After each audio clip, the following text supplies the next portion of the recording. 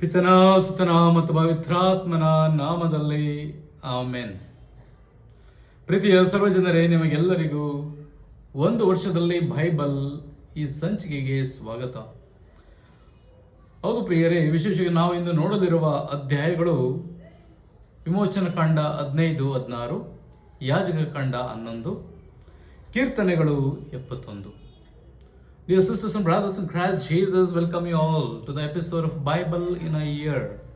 Today we'll be reflecting on the chapters of the book of Exodus 15-16, book of Leviticus chapter 11, and book of Psalms 71.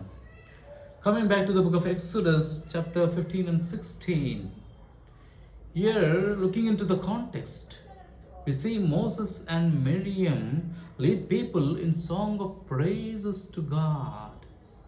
And here we have three key themes. Firstly, deliverance, that is God's power and His faithfulness to the people of Israel. He never abandons them. Rather, He is with them at the time of fear, distress, and especially loss. Yes, He delivers them from the Egyptians' oppression, and He leads them to the land of honey. Secondly, we see God's sovereignty, and here we see God as a warrior who triumphs over the enemies. The enemies are called Egyptians here.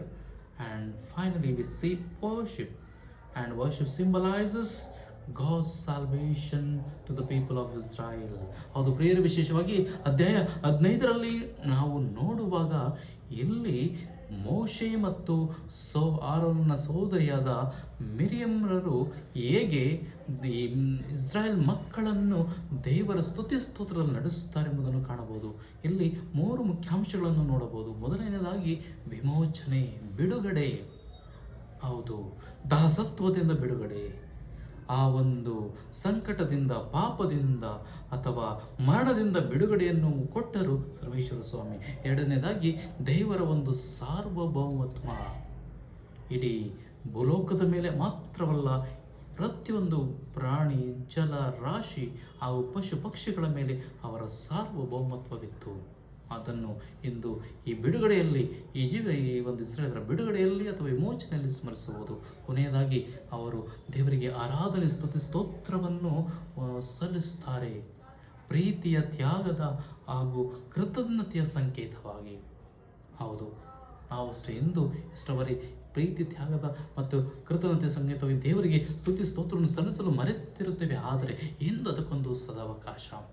ಹೌದು ಪ್ರಿಯರೇ, ಅದೇ ರೀತಿ 16ನೇ ಅಧ್ಯಾಯದಲ್ಲಿ ನೋಡುತ್ತೇವೆ, ವಿಶೇಷವಾಗಿ ಇಸ್ರಾಯೇಲ್ ಮಕ್ಕಳು ಮೋಶೆ ಮತ್ತು ಆರೋನನ ವಿರುದ್ಧ ಗೊಣಗುತ್ತಾರೆ. ಇಲ್ಲೇಕೆ ನಮ್ಮನ್ನು ಕರೆದು ತಂದಿರಿ? ಹೌದು, ಇದರಲ್ಲಿ ನಾವು 3 ಅಂಶಗಳು ನೋಡಬಹುದು. ದೇವರು ಅವರಿಗೆ ಮನ್ನವನ್ನು ಕೊಟ್ಟರು, ಹಾಗೂ ವಿಶೇಷವಾಗಿ ಲಾವಾಕಿಗಳನ್ನು ಆಹಾರವನ್ನಾಗಿ ಕೊಟ್ಟರು.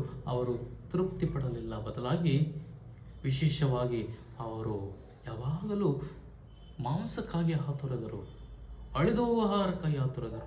ಇಲ್ಲಿ ದೇವರವರಿಗೆ ಕೊಡುವಂತ ಬಯಸಿದ್ದು ಒಂದು ಆಧ್ಯಾತ್ಮಿಕವಾದ ಆಹಾರ.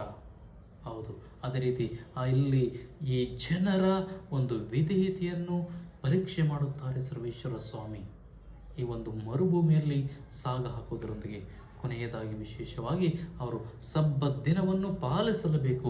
6 ದಿನಗಳ ನೀವು ಕೆಲಸ ಮಾಡಿ, 7ನೇ ದಿನ ನನಗೋಸ್ಕರ ನೀವು ಪೂಜೆ ಪುರಸ್ಕಾರಗಳು, ಆರಾಧನಾ ವಿಧಿ ಮತ್ತು ಬಲಿ ಅರ್ಪಣೆಗಳ ಮೂಲಕ ನೀವು ಸಬ್ಬತ್ತನ್ನು ಆಚರಿಸಬೇಕು ಎಂಬುದಾಗಿ ಈ ಮೋಶೆಯವರ ಮೂಲಕ ಕರೆ ನೀಡುತ್ತಾರೆ. Yes my dear friends, when you looking into the context in the chapter 16, we see Israelites grumble against Moses and Aaron. Why did you bring us here into this wilderness? We were very much happy with the Egyptians' hands and the king Pharaoh. Yes, and there are 3 key points here, especially looking at the provision. Here the Lord provides physical needs of the people. They were longing for food. The Lord provides manna to these people. And secondly, the Lord tests their obedience. Are they really obedient to me? They follow my word. Do they follow my rule and regulations? Yes, many times we fail to follow, but here the Lord always tests us. And finally, He tells the people to observe the day of Sabbath. Work all the 6 days, and on the seventh day you have to observe it as the day of Sabbath, as the only day.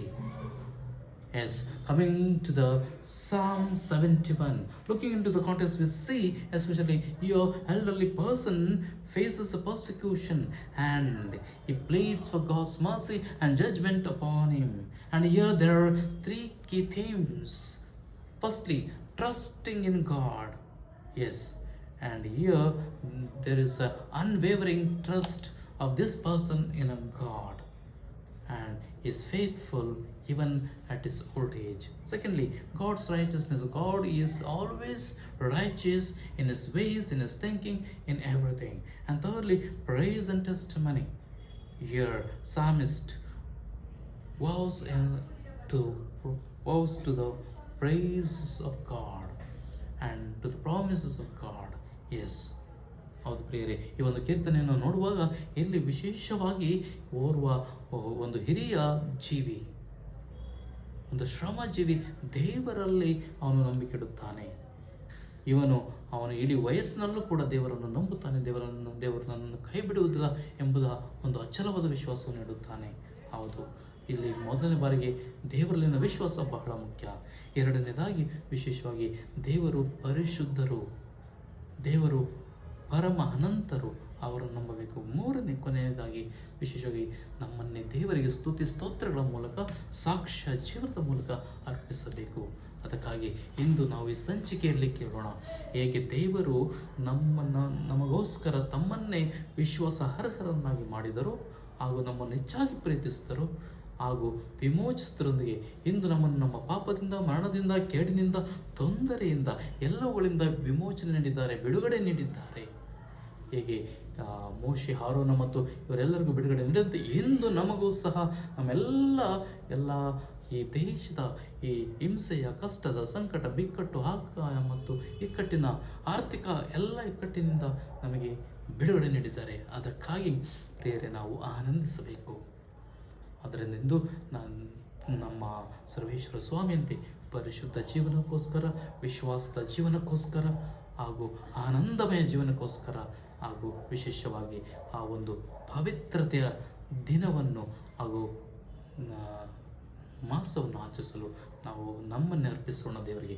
ಅದಕ್ಕಾಗಿ ಪ್ರಾರ್ಥಿಸೋಣ. ಪಿತನ, ಸುತನ ಮತ್ತು ಪವಿತ್ರಾತ್ಮನ ನಾಮದಲ್ಲಿ amen.